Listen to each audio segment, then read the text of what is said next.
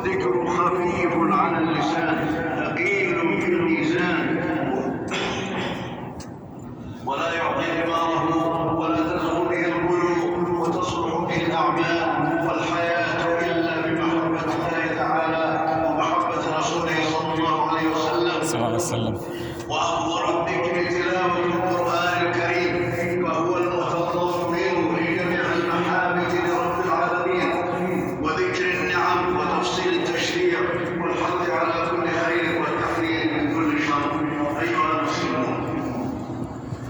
أيها المسلمون هذا هو الذكر بخيراته وبركاته ومنافعه ونوره. وأما ثوابه فعليه من الثواب ما لا عين رأت ولا خطر على قلب بشر.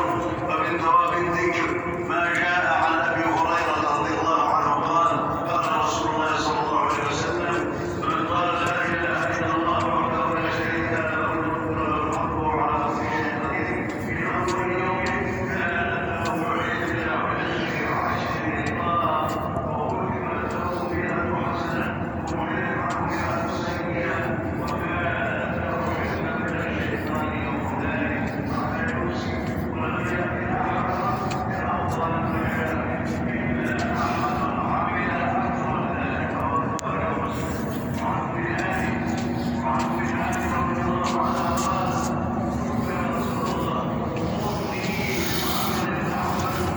कैसे खाली थे आप?